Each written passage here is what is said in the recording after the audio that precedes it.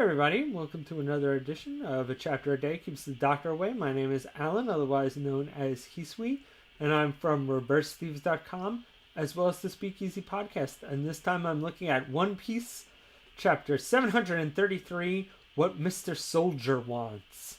And this chapter seems to be the chapter in which we see characters who we knew were kind of cool are totally badass.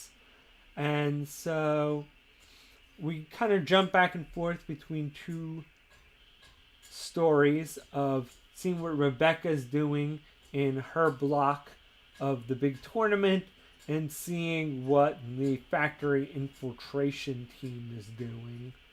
And Rebecca squares off against a guy called Decapitator Slayman. And man, if there is a cooler kind of corny name, I mean, it might exist, but for this chapter, nothing's gonna beat it, and it's just kind of awesome. You gotta admire the just like pure Gouda goodness of that name. And yeah, there's some other guys in this block other than Cavaniss, but they're all just there to kind of have a cool power and a little bit of backstory, kind of be memorable. So if they ever pop up later on in One Piece, you're like, oh, that one guy from the tournament that Rebecca beat. Yeah, no, I remember that guy. So, I mean, that's what they're really there for. So, you're not really getting attached to any of these guys. You're not like, oh man, I really hope for the Slayman, Decapitator Slayman cover story arc. But, they're definitely there. And, Rebecca's still doing pretty good. And we'll learn why she's so good later on. But we switch back to, Usopp and Nico Robin and the infiltration team. And apparently they're totally relying on Usopp for the plan. And Usopp is like, oh man, they're totally relying on me for the plan. And so when they get jumped by some guards, we really get to see that the fairies are kind of super strong badasses. Kind of like, how ants are supposedly can lift 100 times their weight.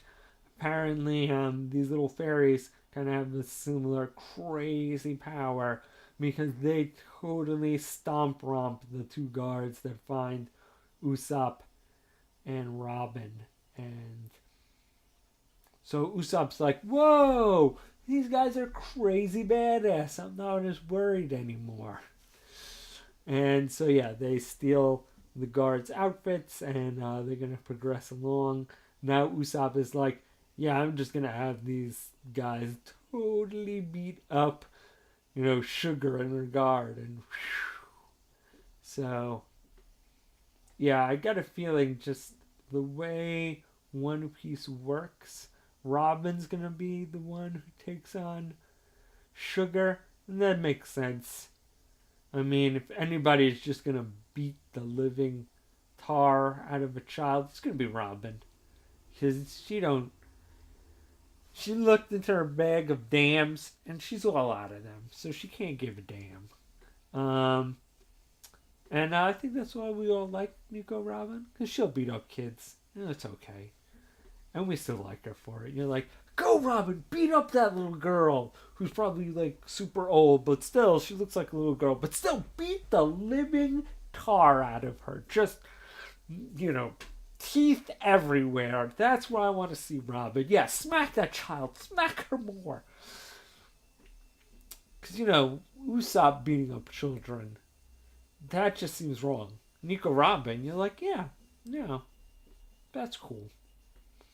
The freaky guy, you can take that. You can take him on. Usopp. But Nico Robin, let's see you beat up a little girl. for the good of the country. That's just kind of her magic. Um, and it seems like they're focusing on this story because until they take out Sugar, everybody else is kind of in danger of being toyified, which is probably going to happen to one or two of them anyhow. Definitely, I can see Frankie getting turned into a toy. I feel like Oda's probably playful enough to turn Luffy into a toy for a little while because, that's just going to be hysterical. And Zoro being a toy, that just has comic potential. But they're gonna have to reverse that pretty quickly, Just have a little bit of fun with that, and then. So I feel like that's why they're focusing on this.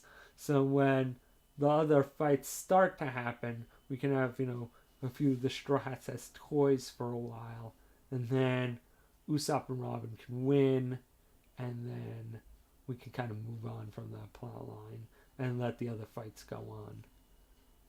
But then we kind of see Mr. Soldier totally wreck a elevator full of guys, which is pretty awesome. Definitely kind of sad that probably by the end of this arc he'll be the king and reinstated and not be a character because he'd be a decent addition to the Straw Hats, but that's not gonna happen. But cool guy, and we kind of see him training Rebecca, and kind of really good fatherly scene. I think Oda kind of channeling his inner dad with this little sequence of him not being able to basically realizing that he's not going to be there forever and teaching Rebecca, even if a little bit harshly, just kind of like, this world is tough, because the one went down, you're going to be hated, I got to teach you to defend yourself. And it's a kind of a good scene of them bonding and kind of showing why they, have, even though, Rebecca doesn't remember that Mr. Soldier is her dad, why they still have the relationship they do, even though those memories aren't there. And so, kind of a good, once again, a good Oda emotional scene. And then we kind of end with, just, we don't know what happened, but we go back to the arena and everybody is knocked out, even Slayman. And I guess Rebecca used some kind of. I assume Rebecca's going to win because we see one person getting up. And so I'm assuming it was Rebecca's technique. If it was somebody else's, then I feel like Rebecca and Cavendish definitely have to get up. But, yeah, I'm assuming that she used like some kind of super speed. Because we see a lot of speed training.